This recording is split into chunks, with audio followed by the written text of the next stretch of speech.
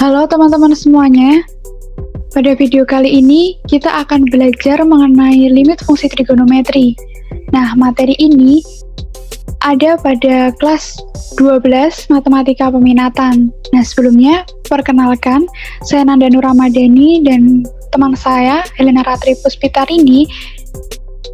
Kita akan menjelaskan salah satu subtopik dari limit fungsi, yaitu limit fungsi trigonometri.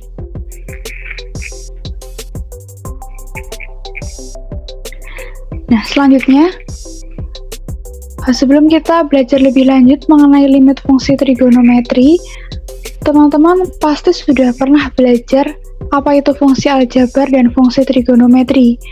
Nah, beberapa subtopik dari fungsi aljabar sendiri yaitu limit fungsi aljabar dan sifat limit fungsi.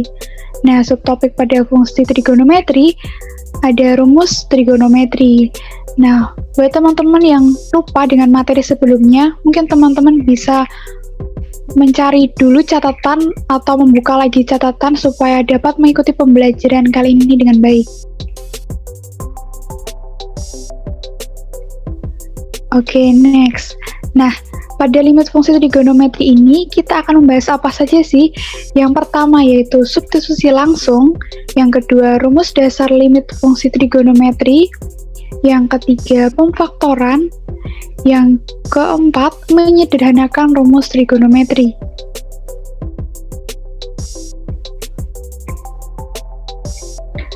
Nah, apa itu limit fungsi trigonometri? Limit fungsi trigonometri ini memiliki definisi sebagai nilai terdekat suatu sudut dalam fungsi trigonometri, teman-teman. Oke, next. Nah, pada metode penyelesaian limit fungsi trigonometri ini, yang pertama ada metode substitusi langsung, yang kedua menggunakan rumus dasar limit fungsi trigonometri, yang ketiga metode pemfaktoran, dan yang keempat menyederhanakan fungsi trigonometrinya. Oke teman-teman, kita mulai dari metode yang pertama dulu, yaitu substitusi langsung.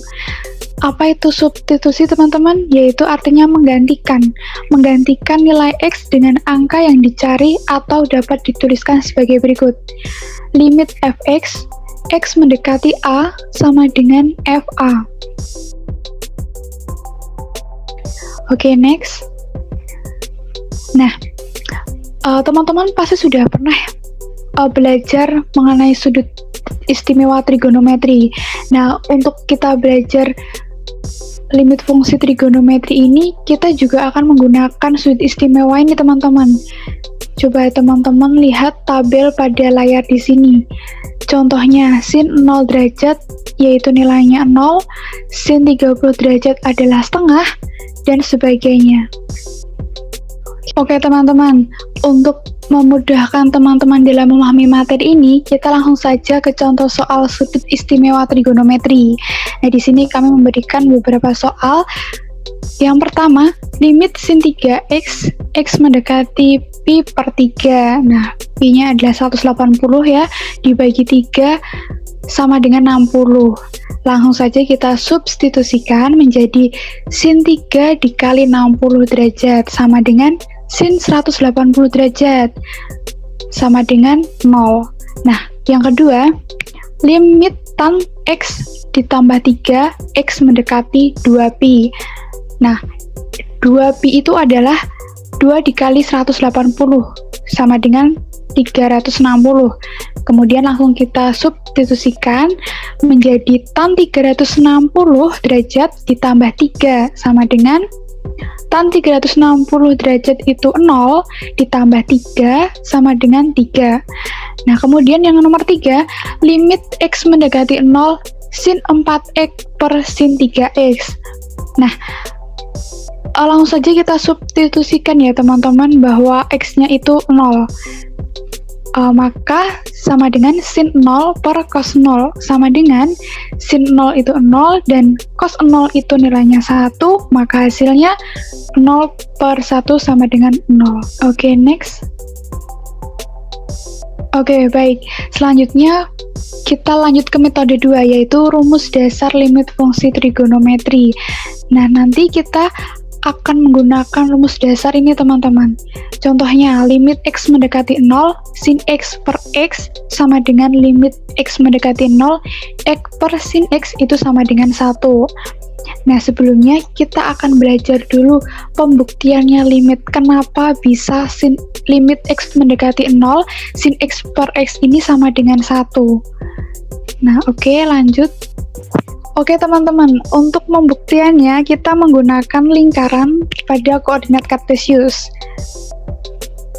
Nah, kita menggunakan dua segitiga nih teman-teman, segitiga BOC dan segitiga AOD. Oke, perhatikan sudut BOC teman-teman. Nah, di sini kita misalkan sudut BOC ini X ya teman-teman.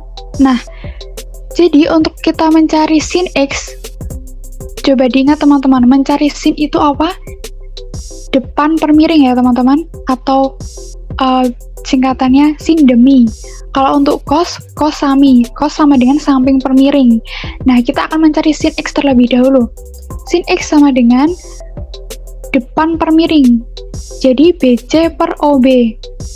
Maka sin X sama dengan BC per R, ya, karena OB itu adalah jari-jari, maka BC sama dengan R sin X, gitu ya teman-teman. Nah, untuk kita mencari cos X-nya sama dengan cos samping per miring, OC per OB, maka cos X sama dengan OC per R, maka OC sama dengan R cos X. Nah, kemudian perhatikan segitiga AOB. AOB ya teman-teman. Nah, pada sudut AOD itu kita misalkan X. Nah, kita akan mencari tan X-nya teman-teman. Tan itu kita akan mencarinya gimana? Depan per samping ya teman-teman, atau singkatannya tan desa. Nah, tan X sama dengan AD per OA, maka tan X sama dengan AD per R, maka AD sama dengan R tan X. Nah, kemudian kita hitung luas segitiga BOC, luas juring AOB, dan luas segitiga AOD.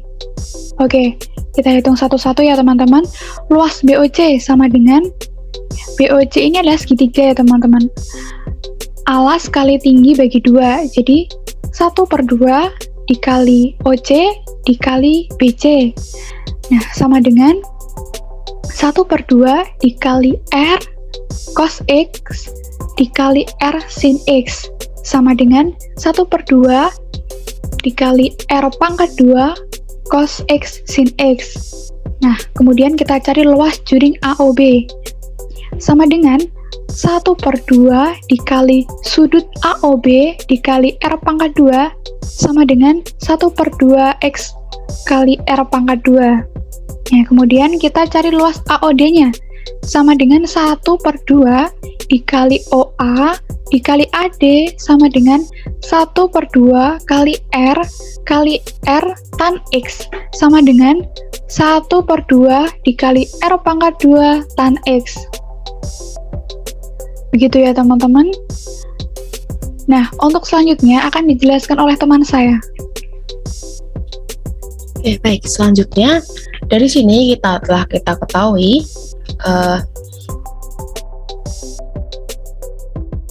luas BOC, segitiga BOC itu lebih kecil daripada luas juring AOB, kemudian lebih kecil dari luas segitiga AOD. Sehingga kita bisa substitusikan yang kita peroleh tadi di sini ke persamaan yang tadi kita peroleh tadi. Sehingga dituliskan setengah R kuadrat dikalikan cos X dikali sin X lebih kecil dari setengah X R kuadrat lebih kecil dari setengah R kuadrat tan X. Pada langkah ini kita akan bagi dengan setengah R kuadrat. Jadi dapat tulisan seperti ini, sehingga dapat diperoleh cos X dikalikan sin X lebih kecil dari X lebih kecil daripada tan X. Nah, persamaan ini kita sebut sebagai persamaan 1. Kemudian selanjutnya kita akan bagi dengan sin X, sehingga diperoleh cos X lebih kecil dari X per sin X lebih kecil Nah, untuk tan ini sendiri kita rubah dengan salah satu rumus identitas ya, sehingga menjadi sin X per cos X per sin X, sehingga kita peroleh cos X lebih kecil dari X per sin X lebih kecil dari seper cos X. Kemudian untuk kita akan limitkan persamaan ini, sehingga ditulis limit X mendekati 0 cos X lebih kecil daripada limit X mendekati 0 untuk X per sin X, kemudian lebih kecil dari limit X mendekati 0 untuk seper cos X. Kita langsung substitusikan nilai limitnya, sehingga menjadi cos X lebih kecil dari limit X mendekati 0 untuk X per sin X lebih kecil daripada 0 seper cos 0. Kemudian kita peroleh 1 lebih kecil dari limit X mendekati 0 X per sin X lebih kecil daripada 1 per 1, sehingga kita peroleh 1 lebih kecil daripada limit X mendekati 0 X per sin X lebih kecil daripada 1. Nah, kemudian berdasarkan teorema Apit, dari 1 lebih kecil daripada limit X mendekati 0 untuk X per sin X mendekati lebih kecil daripada 1 berlaku sebagai limit X mendekati 0 X per sin X sama dengan 1, sehingga terbukti limit X mendekati 0 X per sin X adalah 1. Nah, kemudian kita akan masuk ke contoh soal. Yang pertama yaitu limit X mendekati 0 3X per sin 5X. Karena tadi sudah diperoleh rumus dasarnya, sehingga kita langsung saja jadi menjadi 3 per 5. Untuk yang kedua, limit X mendekati 0 3 tan 4X dibagi dengan 8 dikalikan tan 3X. Kemudian kita akan mengeluarkan atau memindah 3 per 8 ini ke depannya, sehingga kita mendapatkan 3 per 8 dikalikan dengan limit X mendekati 0 tan 4X dibagi dengan tan 3X. Ya, kita peroleh 3 per 8 dikalikan 4 per 3, sehingga hasilnya adalah setengah. Untuk soal yang ketiga, limit X mendekati 0 untuk X kuadrat dikalikan dengan sin 2X dibagi dengan sin 6X dikalikan tan kuadrat X. Diperoleh, kita jabarkan dulu ya. Limit X mendekati 0, X dikali X dikalikan sin 2X dibagi dengan sin 6X dikalikan dengan tan X dan dikalikan lagi dengan tan X. Kita pisahkan satu per bagian gitu. Limit X mendekati 0 untuk X dibagi dengan 6X dikalikan dengan X per tan X dan dikalikan dengan sin 2X per tan X, sehingga kita peroleh 1/6 dikalikan 1 dikalikan 2, dan hasilnya adalah 1/3. Oke, metode selanjutnya adalah metode pefaktoran. Konsep pengerjaan ini sendiri adalah mirip seperti pefaktoran limit fungsi aljabar. Nah, metode ini digunakan ketika hasil limitnya adalah berbentuk tidak tentu atau 0 per 0. Nah, untuk mengerjakan soal dengan metode pefaktoran ini, kita akan menggunakan rumus-rumus identitas fungsi trigonometri. Salah satunya adalah sudut rangkap. Yaitu seperti ini. Kalau teman-teman lupa, kan bisa teman-teman mengingat kembali dengan melihat catatan yang sudah ada. Oke, langsung saja masuk contoh soal, yaitu limit X mendekati 0, 1 minus cos X dibagi dengan sin kuadrat X. Untuk penjelasannya di sini bisa diselesaikan dengan dua cara. Cara pertama adalah substitusi langsung. Kita langsung saja substitusikan nilai 0 ini ke X-nya, sehingga menjadi 1 min cos 0 per sin kuadrat 0, sehingga menjadi diperoleh 1 min 1 per 0 diperoleh 0 per 0. Nah, 0 per 0 ini adalah bentuk tak tentu, yang dimana dalam limit tidak terdefinisi, sehingga kita harus menggunakan cara lain, yaitu cara pefaktoran. Sehingga menjadi limit x mendekati 0 1 min cos x per sin kuadrat x sama dengan, ini kita ganti dengan sudut rangkap ya teman-teman, limit x mendekati 0 1 min cos x 1 min per 1 min cos x kuadrat,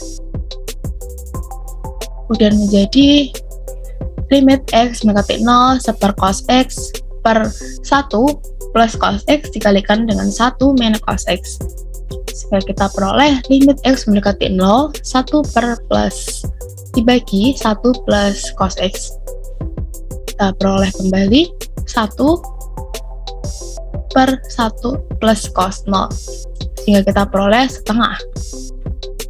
Jadi nilai limit x mendekati 0 1 min cos x per sin kuadrat x adalah setengah. Selanjutnya, metode keempat, menyederhanakan rumus trigonometri. Kita langsung masuk contoh soal. Sederhanakan bentuk trigonometri berikut. Di sini tertera sin theta dikalikan sekant theta. Kita akan mengingat kembali rumus identitas trigonometri, yaitu sekant theta sama dengan 1 per cos theta dan tan theta sama dengan sin theta per cos theta. Sehingga kita peroleh sin theta dikalikan sekant theta sama dengan sin theta. Nah, sekant theta ini sendiri kita gantikan dengan 1 per cos theta, sehingga menjadi sin theta per cos theta. Nah, sin per cos theta ini sendiri kita bisa gantikan dengan identitas itu, yaitu tan theta. Sehingga bentuk sederhana dari sin theta dikalikan dengan sekant theta adalah tan theta. Oke, baik. Sekian video pembelajaran dari kami. Semoga teman-teman dapat memahaminya dalam materi ini. Terima kasih. Selanjutnya kami akan berikan contoh soal, beberapa untuk latihan soal gitu ya, agar kalian kerjakan untuk dapat lebih memahami konsep limit fungsi trigonometri.